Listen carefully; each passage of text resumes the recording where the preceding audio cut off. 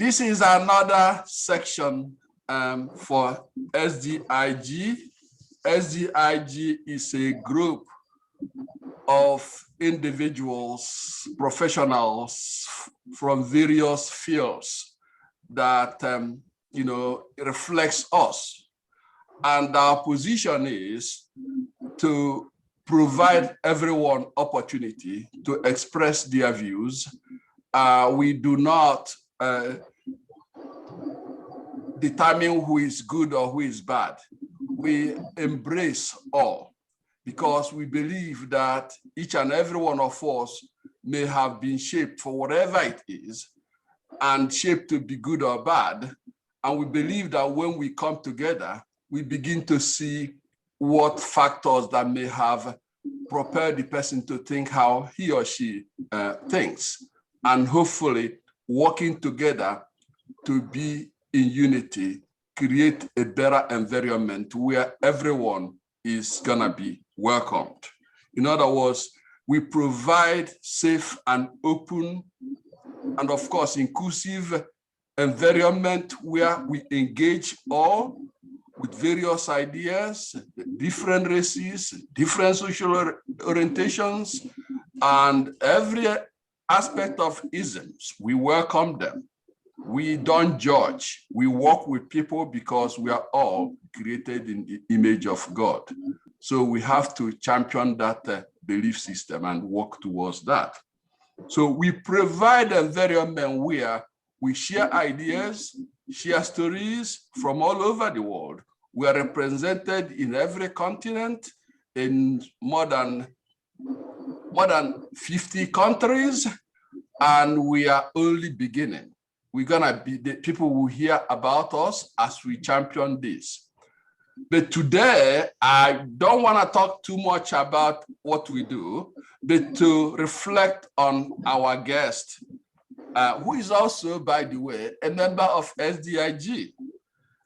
But you have to know so much about Dr. JoAnn Rolle, but I can only say a couple of things. The rest, I'll leave it up to you to get into knowing those things. She's the dean at Mega Eva College in New York. That's one of the SUNY New York institutions. This is a woman who has served for more than 20 years in board experience. She has served for over 30 years consulting businesses, federal and state governments, universities, funded startups, tech, financial, all aspects, US and the global, has served as global keynote speaker at United Nations. Her recent book is what we're gonna be really looking at, because in this pandemic, we are looking at women being devastated most in terms of jobs, opportunities, and of course, we are in a system where, as the president of American University said, you say this is not who we are, ladies and gentlemen. That's exactly what we are. If we don't like what we are, then we have to work to changing what we are to what we want to be. So the issue of racism, the issue of classism, the issue of economics, discrimination and disempowerment is real, ladies and gentlemen. But how do we deal with it? We don't deal with it by painting one another or painting us versus them mentality. We solve it by coming together, resolving the problem we have, championing peace, equity, and social justice, and moving forward for a better tomorrow that will be for everyone. So without going too much into the depth of what our guest has done, I'll simply introduce her as somebody I know, I consider as a good friend for her to lead us and tell us more about what she wants to tell us. But JoAnn, would you? Okay. It's my pleasure to be here. I thought we would hear a little about the guests in the audience so we could know better how to frame this discussion. We're small enough where we could have a little introduction. And of course, you know, I will talk to you until you don't want to talk anymore about the work that we are doing on the future of work and entrepreneurship for the underserved. It's been a life work. There's a lot to talk about, but let me first hear a little bit about you. If you could just go around the room, and let's start with Steve, because you're first on my screen. If you could just say who you are and where you are in your work, just maybe a minute or less. Sure. My name is Steve Peterson. I am founder of a movement called Bursting Through. And Bursting Through is the storytelling movement for the queer straight relationship. And Bursting Through's mission is to celebrate the queer straight relationship through storytelling, activism, and advocacy.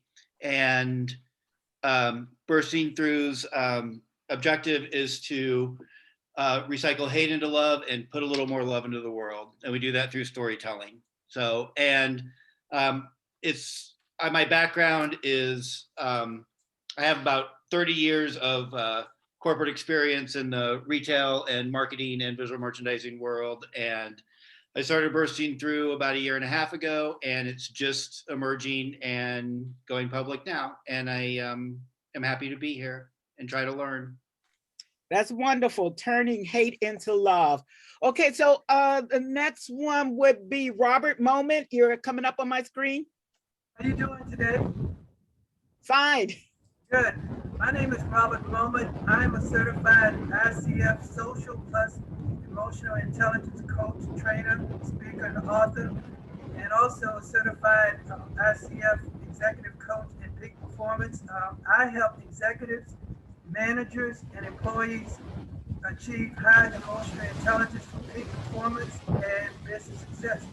And I've been an entrepreneur now for over 15 years, and one of the keys is to be a mentally strong entrepreneur, believe in yourself, and never give up. Wonderful, a mentally strong entrepreneur, never give up. Thank you, Robert. Let's next on my screen is Gerald. Gerald? Yes, how are you doing there? I'm doing fine. Super. What I do is I run an organization. It's a nonprofit. Actually, there's about 50 people who run it, and it's called Planet Startup. And we have a global entrepreneurship academy where we teach people in different 21 countries how to set up their own companies. And then we just don't leave them alone. We have microfinance banks where we actually loan them money to get them going, create partnerships, and we're growing almost faster than we can handle. So if anybody wants to join the party, let me know. And it is a great party. A lot of entrepreneurial activity is happening because of workforce development needs. And so, Gerald, as I go through my talk, we will come back and talk about that a little bit more. Okay, on my screen next is Robert Robertson. Oh, lots of folks are coming in. So if we could just make it a little bit shorter so we could get to everybody quick, and then I could tell you what we're doing, and then we could open it up for Q&A.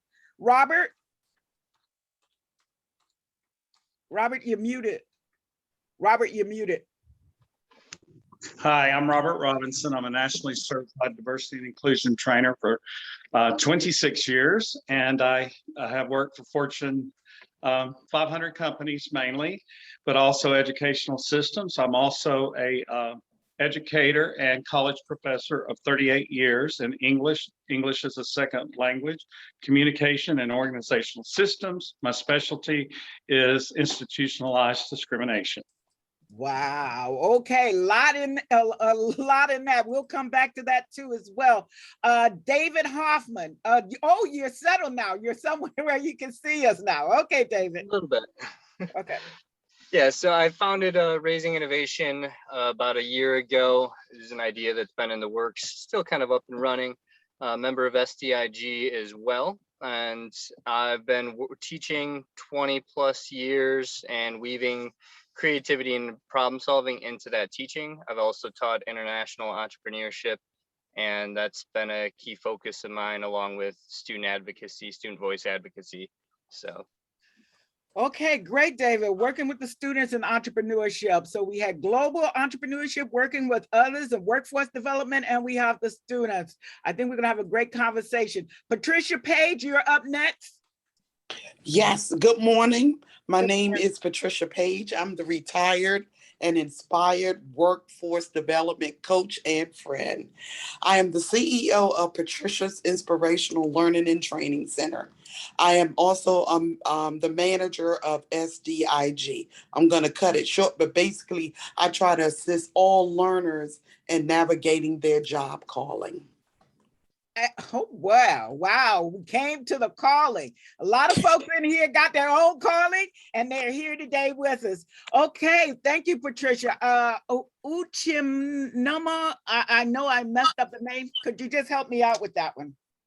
Hi, I'm Uchenna, and I am the youth administrator at SDIG. I have learned a lot, and I am going to continue to learn with, of course, the help of Patricia and David Hoffman and Dr. Moye. Thank you for allowing me to speak. Okay, Flynn Bootsy, you're up next. Flynn? Yes, I'm here, and I just been looking, writing Joseph a note.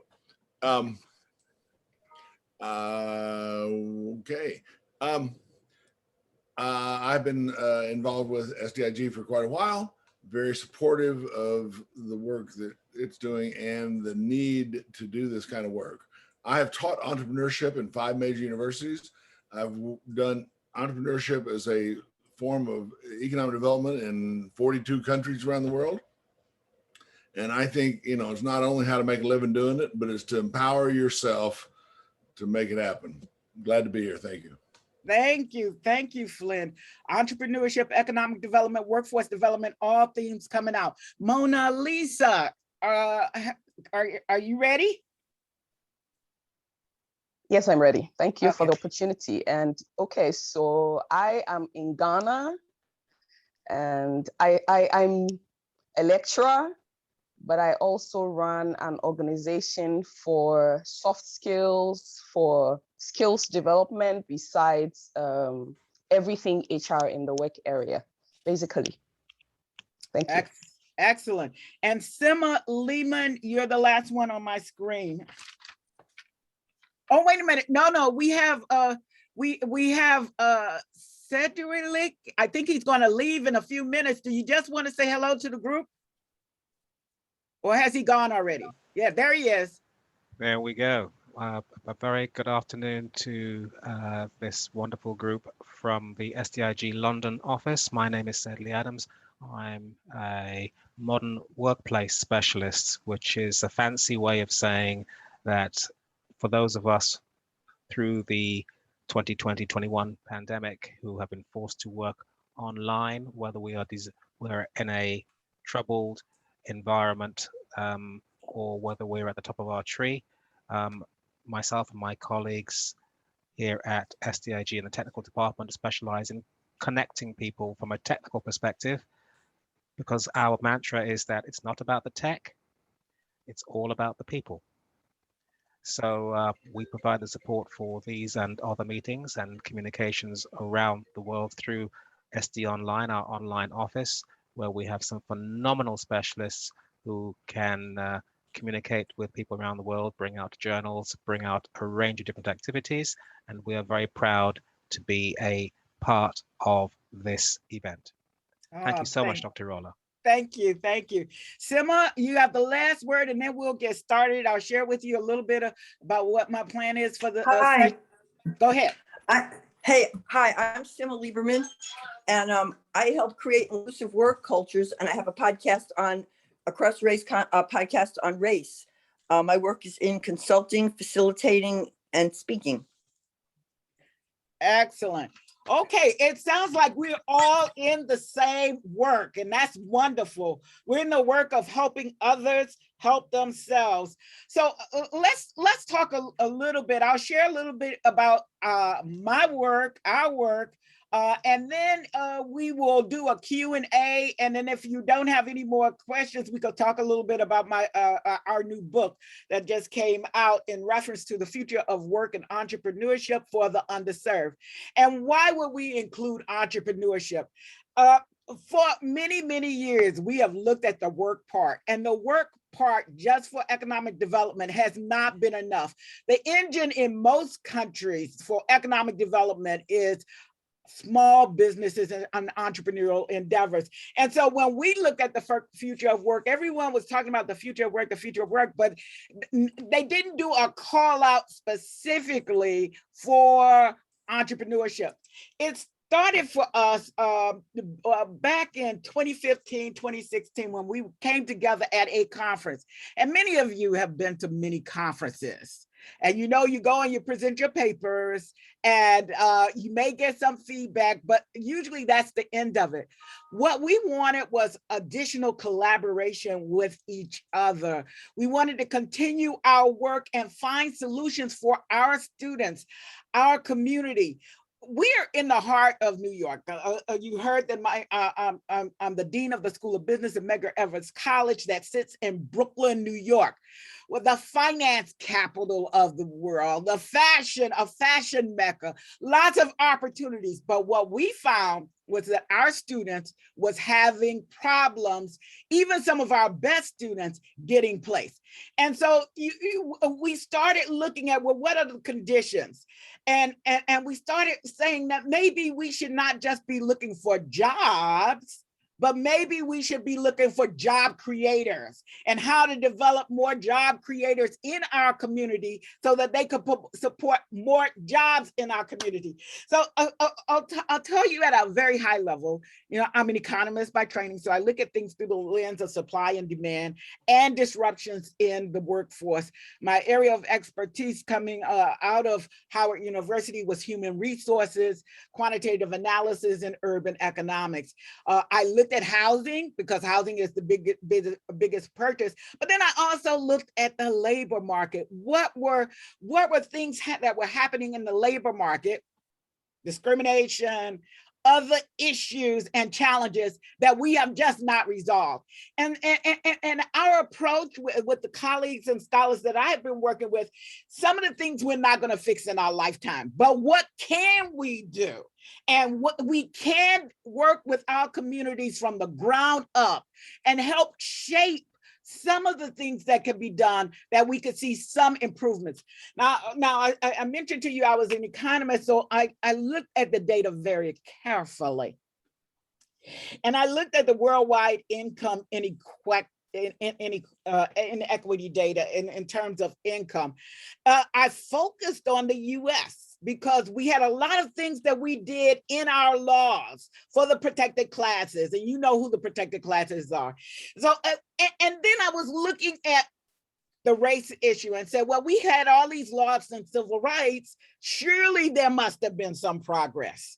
Well, if you go back and look at the data yourself, you will see not only has there not been progress, but there's been some regression, meaning that there is a bigger income gap today than there was before the civil rights movement. And there are real reasons for that. A lot of issues around how do we make our money? How do we invest the money? How much of what kind of assets we have? You know, a lot of that contributes for a continuing income gap. So if we can't work our way out of this problem, how can we support the communities in developing incentives, interventions, whatever you want to call the support, where the communities are able to help themselves? I'm not talking about just dumping money, because the money itself without the knowledge is of little use. We've seen that over and over. Money comes into these communities, and you look up 3 years from now, 5 years from now, and you say, well, what did that money do? And a few small organizations or maybe a few small people have access, and then the rest of the community is left with little or nothing. So the real issue that we looked at is, and my colleagues are from all over the world. My colleagues are from Chile, Kenya. We have a few colleagues in the Caribbean. We had some of the same problems. We were producing graduates that had no place to go. And it wasn't their fault. Some of the issues was by the time we put them out there, their skill sets weren't current, or their skill sets could have been current, but there were other issues. So it's like, how do we get just in time preparation for these students? And in Chile, what my colleague told me, it was even more devastating because they were producing doctoral candidates who wanted to stay in country, but there were no jobs for them. So they were losing their high-end talent to other countries because the jobs just weren't there for them. Even teaching jobs, as you know, in some areas, the population is declining. And as that happens, the demand for instruction at certain levels also decline. And so what we're finding is even here, we have those who are prepared with a doctoral preparation and they intend to teach. Many of those jobs are drying up. So what are the alternatives for some of those folks? So that was what was driving it. And as we looked at our communities, we saw the coming, long before the pandemic, of what was happening to the marginalized communities, that because of, even with education, education alone by itself was not pulling some of our folks out of poverty. And so we started looking inward and started collaborating together. I heard many of you talking about your entrepreneurship endeavors. I heard many of you talking about economic development. But what we found is that one organization, one person, one body, one country is not enough to really face the humanity challenge. This is not a one country problem. This is not a one institution problem. This is a humanity problem that has been with us for a very long time. Poverty has been with us for a very long time. So why are we concerned now? Because it's getting worse. And if you look across, and I'd like to start some discussion around this, there are lots of pilots and innovations around universal income. Now, why is that? It's because in some spheres, they understand that there won't be a need for much of the workforce because of all of the other technology innovations, and they can't figure out how you can get the work or the entrepreneurship to everyone. So it's like, okay, if we can't get it to people that way, let's do some experiments. And this started, we were in Kenya maybe 3 years ago, and Silicon Valley was actually doing an experiment in the middle of Kenya with rural folks with phones to just distribute income to see what would happen. And lately, we even have such a pilot that's happening in New York City. It's not happening by public sector. It's happening by the private sector who understands what's going on now and what could be going on in the future. And so, we started looking for alternative models. We were working in our own groups and we had alternative models, and they were, and we always started with the community and working bottom up. And it was in abstract. But our colleagues said, it's just us. Let's throw a wide net out. Let's see who else is doing this work that we could help each other and leverage and scale some of the things that's working. When we did that, our friend and colleague who've done many conferences with us, he had a network of thousands of international researchers and scholars. We had our own network of several hundred of scholars inside the country that have been working on some of this. Not everybody, but enough to get us some energy. And what we found was there are solutions out there that are bottom up, that are working, They're just not getting any play. You don't hear about them. Much of the work that you told me about today, we have not heard about it in the more academic published arena. We might hear about it occasionally, but the issue is, if something is working somewhere, let's replicate it. And so what we found was, there were, in different countries with different resources, with different innovations, there are areas where income from entrepreneurship, from economic development, from the bottom up, is receiving some momentum.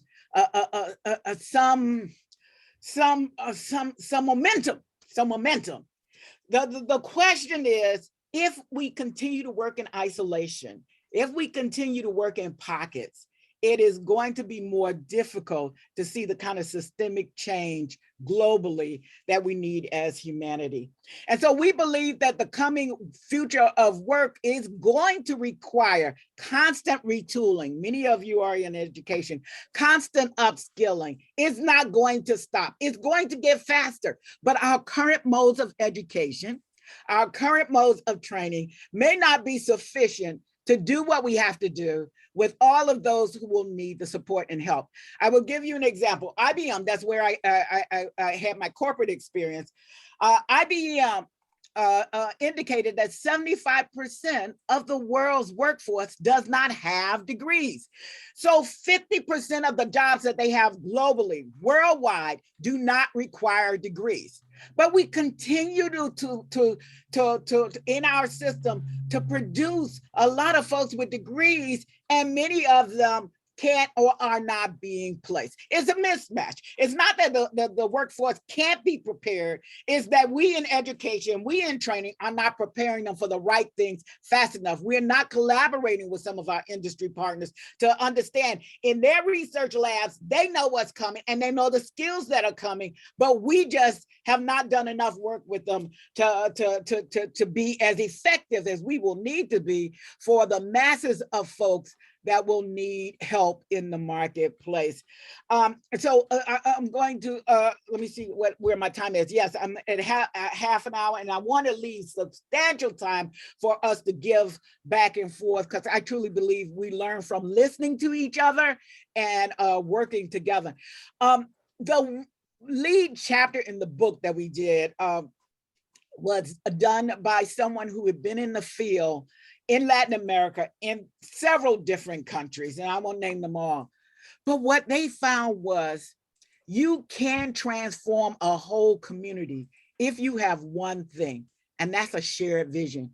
And I'll give you the example that I give every time I talk.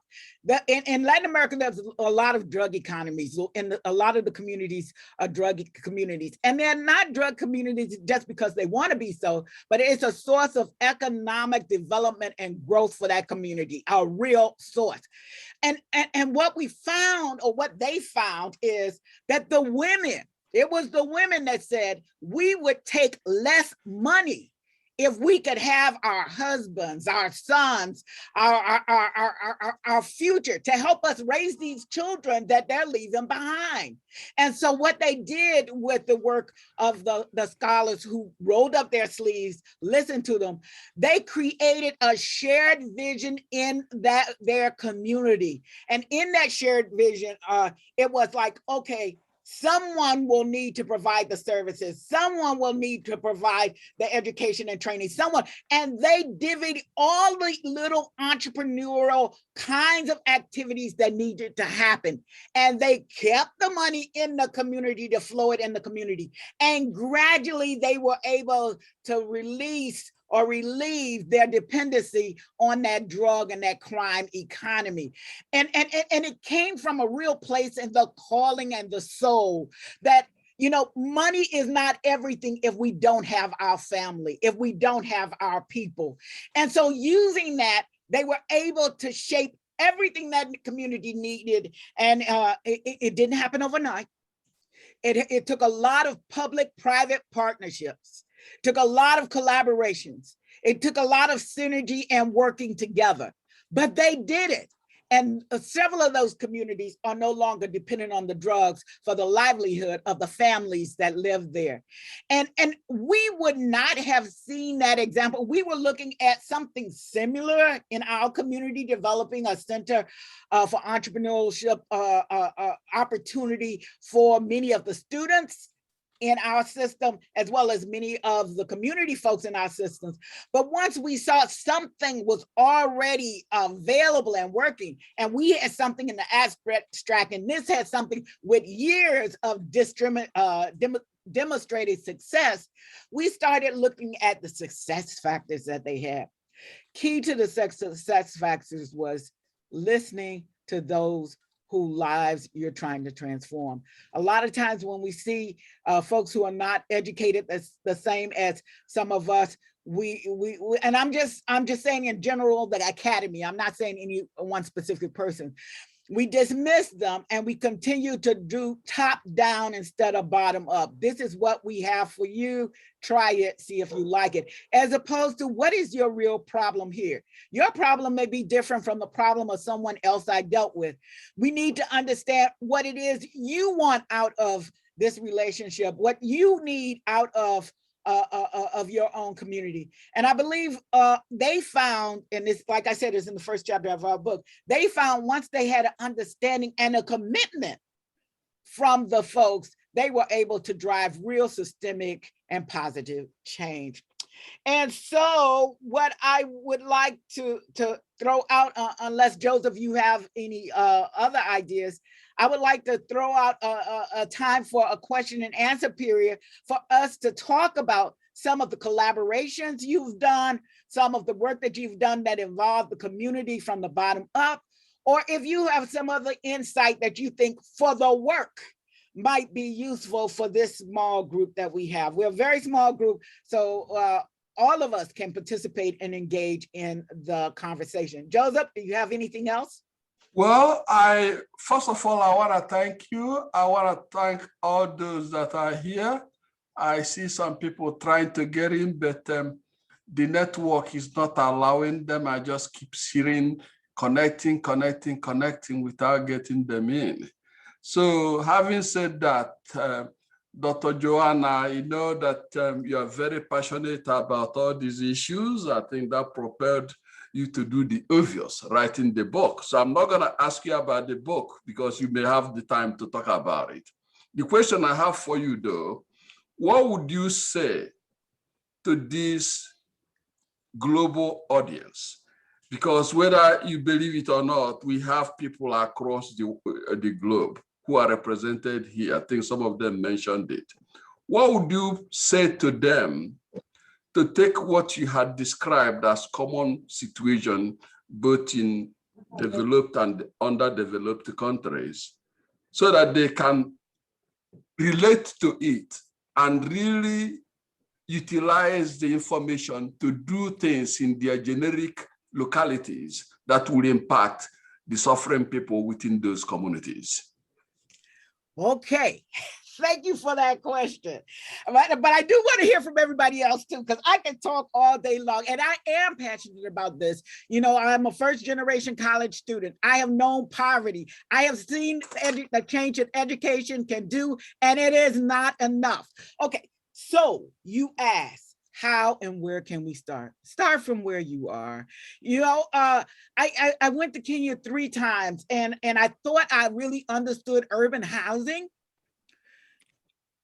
I did not understand the magnitude of what they face in one of the largest slums in the world in Nairobi. So whatever guidance I would have had from the slums I had witnessed, and when I was studying, it was long ago in East St. Louis when they had Puit Igo, they have since taken them down. Those were the largest that I had seen, which really had, I had no point of reference to how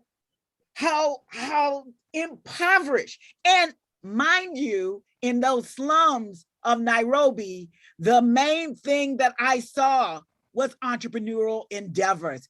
The way some of them were trying to get out because they didn't have the education to get some of those government jobs. You know, we look at education, but in many countries, you have to fight for those seats, and many of them don't get those seats. So they have to find other ways. And they come from the rural areas looking for opportunities in the cities, which they find is overwhelmed, overflooded, and their dreams are erased. So where do you, okay, so where do you start? You start by listening. You start by observing. You start by working and holding hands. And it doesn't matter, you know, some of the entrepreneurs I actually was with in Nairobi had never been to school, but they knew how to do their craft. They knew how to turn the business. And for them, that was important to their living. So you say globally. What I saw in Nairobi was different from what I saw in Dar es Salaam, Tanzania, was different from what I saw in Bangladesh, was different from what I saw in Pakistan and India and the different cities. So I don't prescribe to one size fit all. I think you really have to understand the people first. And if you understand the people, then you have to understand their needs. And you can't get to that if you're not talking to them, if you're not working with them. I will tell you in the first chapter, the author said, and when he presented the work the first time when we did the book launch, he said, I went into the home of the gangsters. And his first language is Spanish. And I spoke to them in their home language. And I talked to the women who were beside them. And it was the women who had the power over the men. And it was the women that convinced them that we want you to do something else. So you have to find where the gentle power is, the power that you might not see on the streets. And oftentimes they live in a place where you might need to go to find what is really needed by the community. Robert, I see you got your hand raised. Yes, that's Robert Robinson. Could you go, Robert, please? Sure. First, I want to say that I agree with everything that you said, and I think it's brilliant. And to do a point of intersection, my first diversity client in 95 through 98 was IBM, and I traveled across the nation. And these same points were brought up that you're bringing up in your research. And I want to truly emphasize that I agree with you 100% that listening is key. And a lot of the leadership and executives in all of the Fortune 500 companies are not doing that. And they are filling a particular spot to hire someone that looks just like them. And they're not branching out and reaching out into the diverse hiring pool of people with specialized talents across the globe, because they're looking at the superficial features of race, gender, age, and resume, if you will. And certainly at the university level, this is my opinion, and I'm the lowest on the totem pole. Let me say that right now. But my opinion is that elitism and privilege gets in the way of hiring the most qualified candidates, because they won't look outside of their own mirror. They're looking for their mirror image. And that presents a problem. Now, I don't know global poverty. I've traveled throughout Europe, but I haven't been to South America or the other continents. But I will say that I grew up in Appalachia in poverty, in the civil rights movement. So I know what people struggle with. And I've spent my life dedicated to helping others who are different than me. And the frustration is sometimes I can pass for a privileged white person. And that's somewhat verbal irony. But the point is that they will not listen because they're striving to maintain the status quo. So much more so now in the last presidency than, say, during the Obama administration in our country.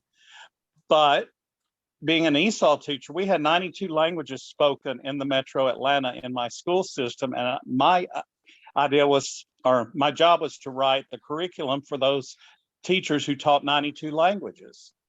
And everybody used the assimilation model rather than the acculturation model and the inclusion model. And so we had to move from their prejudicial paradigm of assimilate or else into include and mutual adaptation and bring forth all of the best of all the languages and all of the cultures. So I'm agreeing with you 100%.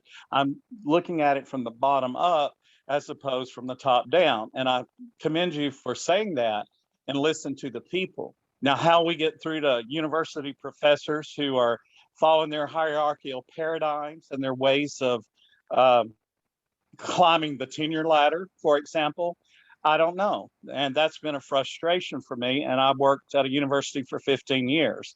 So it's something I chose to walk away from, you know, because I mean, we had in one school, University of North Alabama, a lady was denied tenure. So she shot the whole tenure committee and killed them. So, you know, that really happened. And so, you know, this is the environment we're living in. And when you use privilege to exclude, you get to the Langston Hughes, what happens to a dream deferred? Does it fester and explode? And that's where we are as a country right now. People are festering and exploding on all sides. Thank you. Oh, so many good points. So many good points. David had his hand up, and then Gerald. David, do you still want to say what you had to say? Yeah, I'd just like to piggyback off a couple of things that you pointed out and even just that Robert brought up. And I think a direction into driving this is that shift. You know, you look at education as a business model, which realistically it is. Unfortunately, if you look at it as a business, it's failing. It would be in the black. And one of the primary reasons for that is it fails to check in with its true clients. We very rarely check in to see what the students need. And just this past summer, well, not this one, but the previous one going into COVID, I led a cohort of students from the Baltics, all high school students. And 3 months after the work that we did together, where they cranked out a survey that reached 5 different countries and was done in 4 different languages to address how they might better support teachers' morale during online teaching. A multi-billion-dollar consultant company out of Australia did pretty much the same research, took them 3 months longer, and ended up giving pretty much the same exact solutions that these students came up with. And it proves that you can do this. And in terms of soft skills, which you also addressed, the soft skills that are going to be required for future jobs are going to be working with global teams. More and more companies and even small businesses are having to create pretty much a 24-hour work cycle to meet the demands of clients that are, you know, growing into more and more of a global community. Not to mention understanding the cultural nuances between the people from those different countries and how they engage in business and how they treat other people. So this idea of storytelling that was also mentioned earlier, very important. The ability to navigate those stories, mine those stories effectively for data, using tools like cross-cultural journaling. I know Rosalind's on the call. She'd finished this work with Agile. My background's in creative problem solving. You know, so many institutions, they have creativity and innovation in their mission statement, but they don't have a clue what it is or how to create it. And most of what they do in their practices actually crush creativity. They're not utilizing this idea of divergent and convergent thinking principles. And that's the basics. So if they're not able to implement those, how are they seeking any kind of creative solutions? They're not. They're just continuing to do everything the same way. And I dropped in the chat that idea of, you know, this was back in 2012 that these experts were pointing out the flaws in the education system and what it was going to take to change it. And now we have that catalyst, and still institutions are just looking to go back to the norm. No, we shouldn't have been there for the last 20 years anyway. Right. So yeah, that's just a couple of points that I wanted to throw in there. I do think the global learning communities and that student voice advocacy are the epicenter of where we need to make that shift. JoAnn, yes. Could you please get Dr. Feinstein's questions. He has had his hand for a while now. Yes, I was about to call on him. Yes. Okay. Dr. Feinstein, it's your turn. Can you hear me? All right, I guess if he doesn't hear, then you keep going. No, his mic is off. He's not talking, so. Yeah, I don't know why, but oh, he's muted. Okay. Now he's muted now, but. Uh-oh. Well, you might want to go to Sima. Okay, Sima, you're up. And Dr. Feldstein, are you ready now? Yes, yes. Oh, good. There he is. Okay. Okay. Two things that you might want to explore more. The whole idea of universal income has gotten bad press because some people look at it as, this is socialism. People are going to be lying around not doing something. The problem is we see it happening, and that's why people aren't getting jobs, is every day more and more jobs are automated. Whether it's in Amazon warehouses, whether it's selling insurance online with the bots and things like that. And what we see happening in Africa, for example, is the automation of farming. So as that's happening, more and more people are put on the streets. And there's a joke. And the joke is the same for Accra as it is in Paris or New York. In 5 years, what's going to happen if the taxi drivers become unemployed? Those skills are not necessarily transferable because that's the jobs they like. That's what they've been doing. And it's hard to retrain somebody like that. The other part of the story is there's lots of data on this that nobody's looking at. And one of the things that I'm aware of, because I had done some work out there, is the Osage Nation in Oklahoma. They've had head rights. I know they've had them in the 60s, but it was kind of years before that when Chief Bigheart, who graduated from Harvard Law School, said that, hey, if you're going to put on this reservation, this worthless property, why don't you just give us the mineral rights? So he negotiated the mineral rights. So what happens is everybody, depending upon whether you're full Osage or not, gets these head rights, which are a lot of money. So you see these people in these split level homes in these nice cars. Some people know how to handle that. And some people go to alcohol, drugs, and everything else because they just give them the money and spend it.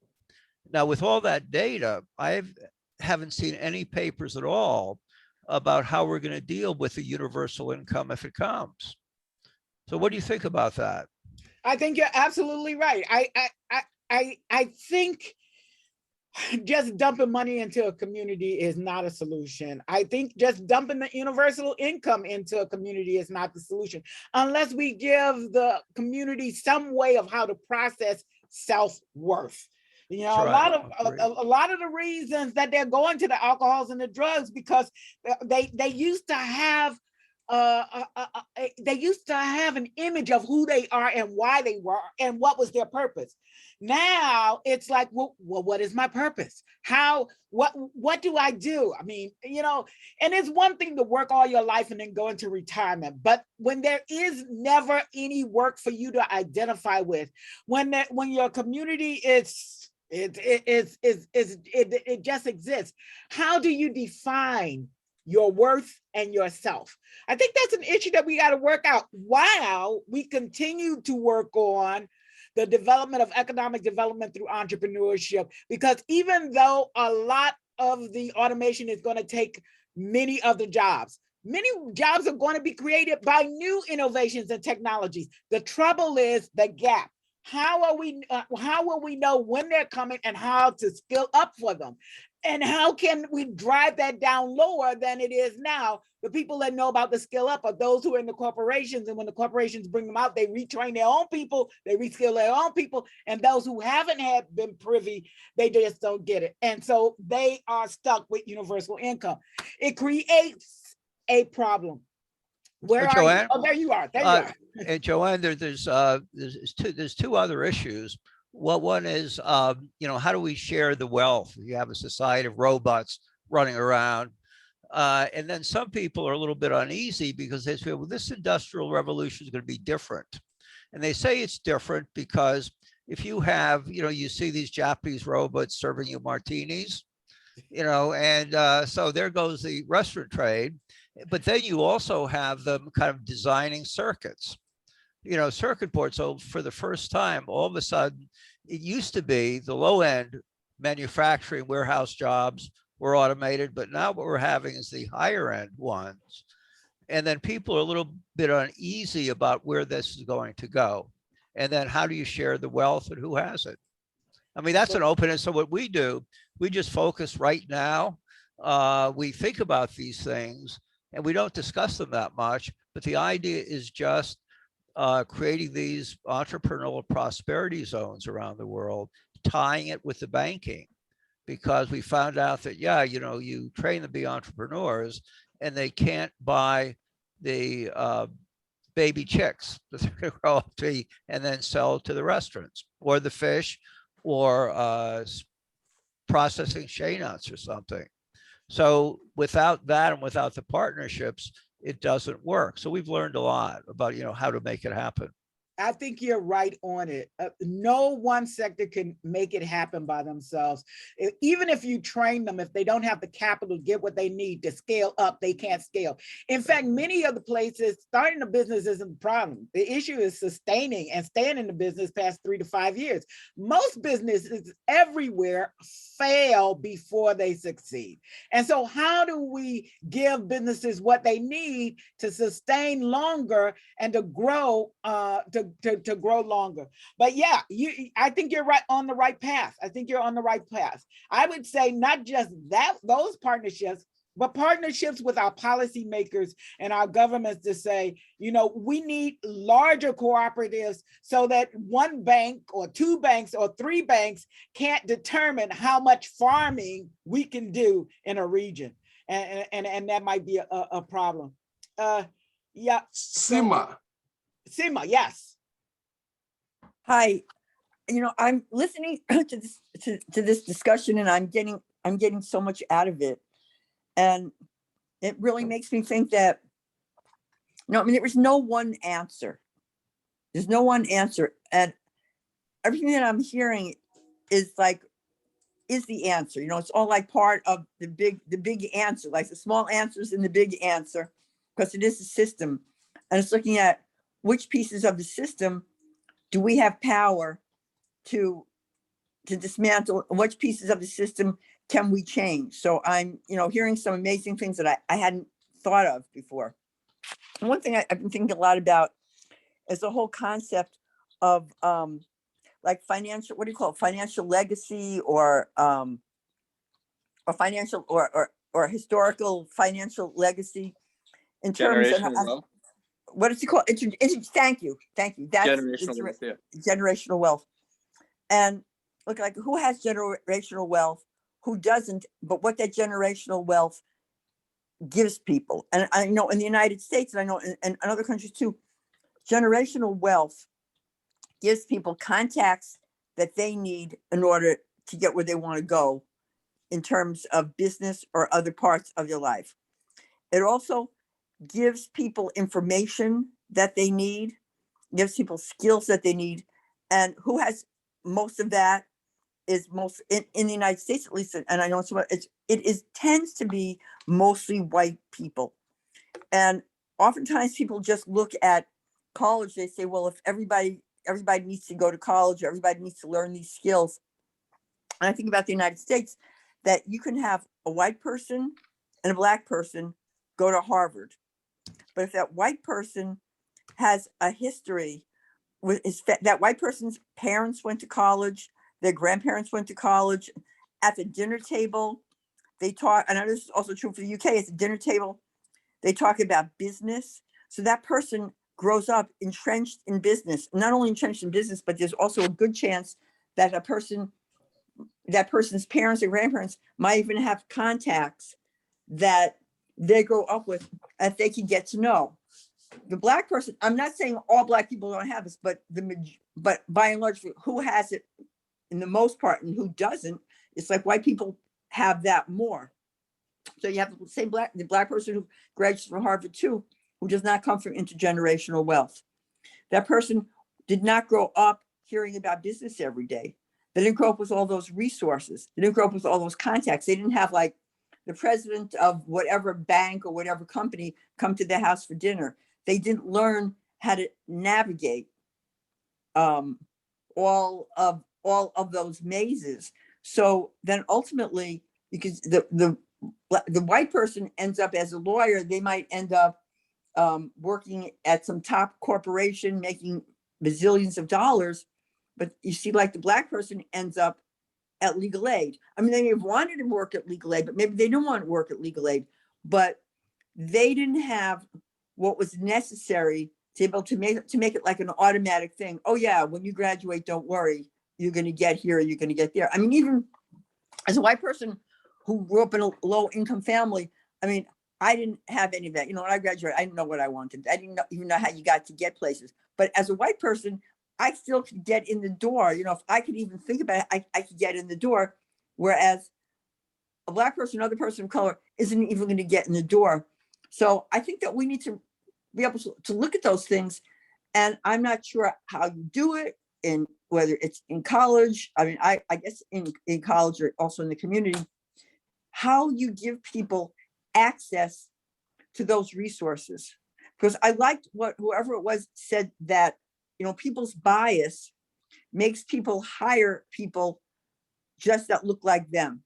And as a result, you don't really get to have the best people get the job necessarily. You just get to have white people. I'm not, you know, just in general, just mainly to have white people, white men who look like whoever's doing the hiring, getting the jobs. They have all these other people who are really creative, who are brilliant. They don't even get to get in the door. So I'm wondering, you know, you're like a college, you know, professor or dean, or, you know, I mean, I have to confess, I don't really know a whole lot about the higher educational system and even what titles people have. But what suggestions do you have? How do you think we get past that barrier of the intergenerational wealth, which creates intergenerational success and business that other people may not have access to, even though they took the same courses in school? JoAnn, can I just pinch in here? We have Steve raising his hand for a while. So Steve, can you ask your question? Then JoAnn, you can then get back to Sima's question, because I think she asked a very important question. Yeah, thank you. There's a lot of things, a lot of great conversation today, a lot of things that have been popping into my head. But one of the things that just stuck with me that I wanted to throw out here was, when we were recently talking, somebody was recently talking about like people who are automated out of jobs, you know, and factory workers have been for years. And now we're looking at, you know, retail and service people being automated out of jobs. It's like, the thing that stuck out to me is that it's like, how do we, because frankly, I mean, as an executive, a retail executive, I was automated out of a job. And you know, in my 40s, and it's like everybody is automated out of a job comes with amazing sets of skills, and we talk to those people about, you know, reframing their skill set to be more marketable in the workforce. But do we ever talk to, or do we ever train, or how do we get human resources executives to understand that these skills can also be repurposed into other ways? I have always found that to be a challenge. And it's like, some of it's retraining, but some of it isn't. It's just it's focusing those skills into a different, you know, discipline or through a different lens. So it's kind of a question and an observation, and I just wanted to throw it out there. So thank you for listening. Yeah, do we want to take David, because we're running out of time, and then I will try to answer all the questions that I've seen. So yes. Yeah, unless Okay. Joseph said no. All right. Yeah, just kind of quick question. Being in higher education, this is a pushback that I've had, and I would really like to hear your view on it. I found it really intriguing. I had a colleague of mine, Adam Collis, had mentioned a university in the UK that actually lauds itself for the amount of students that they have that drop out of the program. And it's an entrepreneurial focused school. And they laud themselves for that because the students are so hands-on in their approach that typically by year 2, if they're really invested, they get to a point where they realize they have what they need to start their own business and they don't need to wrap up the next 2 years. Is this myth that we have that you need this degree, and especially with the cost of education nowadays, is this actually holding a lot of our graduates back? And then secondly, the importance of networking. Because one of the key things I've told my students, especially juniors or seniors, is if you go to a college, even if it's an Ivy League school, and you get a 4.0, but you leave that school without having peers and professors that you can call up and go have dinner or coffee with afterwards, you failed. What are your thoughts on those 2 points? Okay, so let me work from top down on my question from Sima first. Education, I don't believe is going to be 5 years from now, 10 years from now, what it is now. Simply, we're getting pushback from the students. Many students are doing self-directed learning. Many folks are saying, I need a certificate, show me that you can perform and you got a job. So we're getting pushed by the end user on that end. We're getting pushed by the industry that's saying, what you're delivering, I don't need. I can't see the relevance of the 4 years that student was with you. I have my own university. Just give me someone who's a learner and I can train them myself. And so enrollment is dropping around the world in some of those places, and some of those institutions are not going to survive. Why? Because of what David said earlier. They're not meeting the needs of the people who use their services. So that's my first answer. Those that do survive, I believe, will be agile. They will know their customers, the students, the industry, the communities. They will provide upskilling, retooling, and they will teach them how to learn. Why? When I started at IBM, an application would last 12 months. While I was still there, that same application would only last 6 months, then 3 months. So what that taught me that if you weren't able to learn quickly, you and your skills could obsolete. So what we need to be focusing on is how to help these students, how to help the community figure out what's coming down the pike and how to meet those needs. And those who can do that, they will be in business, and those who can't, they will slowly go out of business. And some of them may go out of business faster with the pandemic. Because what did the pandemic do? All of this face-to-face where we were able to differentiate our services and ourselves went away, and we all went remote and online. And so some of the students are saying, well, if I'm online here and I'm online there, where is the value? To David's point, it's so expensive. Where can I get the best value so that I can do what I need to do for myself and my family? So that's your question. The other question is the entrepreneurial focus. David, entrepreneurship is not for everybody. We need the best of the breeds out there. And so if they're going through and they're finding that they can get to market faster, and that's what's happening with a lot of the self-directed learning. Some of the coders are saying, I can go on YouTube, I can go online, I can learn how to code in this language a lot faster than your 4-year degree, and they do it. So if they can do that, what does that do for the marketplace? It just changes it. I don't think it's a bad thing. I think if they create more job creators faster, they can give back to those universities. They can help the others who come along who choose not to go the entrepreneurship route. So I don't really think that's a bad thing. I think if you can get those who really have the talent and who can really do it out there faster, then they can create more jobs for all of us. Networking is about the relationships. This is not just for the students. This is for all of us. There are some things I will do for someone I know that I just won't do for anyone that I don't know. So if you go on LinkedIn and say, oh, I want you to do this for me, and you don't even know my name, You haven't learned the first thing, that is the relationship that is important and not the title. So what? I'm the dean of the School of Business. That is not who I am.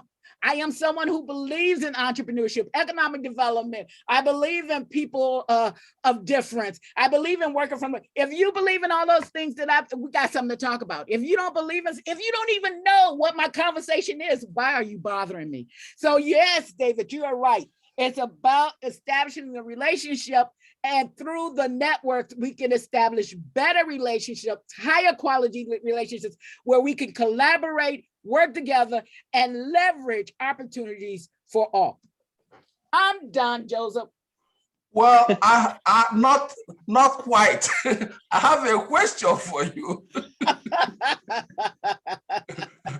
I know that you mentioned relationship, and I do believe that relationship plays a role in all these things. But as you were saying it, something just came to mind. I think it was during the last administration. I was watching congressional hearing to sort of approve someone for judgeship. And I was appalled that the individual could not answer basic questions those representatives were asking him. They asked him questions such as, has he served as a lawyer, practicing lawyer?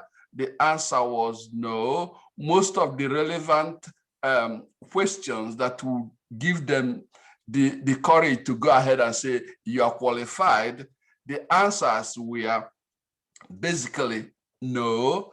So it takes to the next level. Does it mean that relationship has to, somehow relationship is less than quality of individual? Because I think that may even put us in a truly difficult thing. So my question to you is, what would you say to people who already seen those things in many ways than they could even count?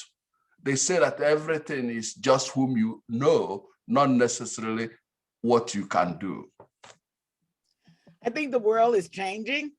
I think it's, more and more the larger corporations understand that they will not survive unless they have a diverse workforce.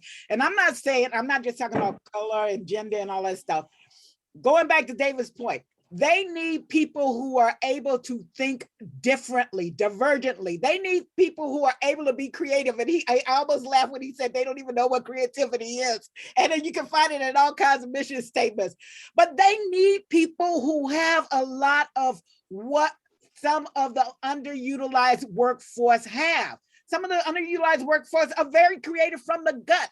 You have entrepreneurs on the street that have had to make a living for their families all their lives, and people don't know how they do it. So going back to relationships, yes, you can use the relationships differently. And some folks have used it to maintain the systems. I don't think that's sustainable. I think the more we choose difference, the more we experiment with what we can get from having a relationship with someone who is different, the bigger the bang is going to be for our overall community. Now, have we been able to get there? No. But I think as more and more we realize that what we're doing now is not working, I think there will be enough energy to say, let's try something different. So if you just tell me we want to drop money into the communities, I'm saying we've done that before and it hasn't worked. What else can we do? Can we look to people who don't look like us, people in other countries? Can we look at, and this is what we did in the book.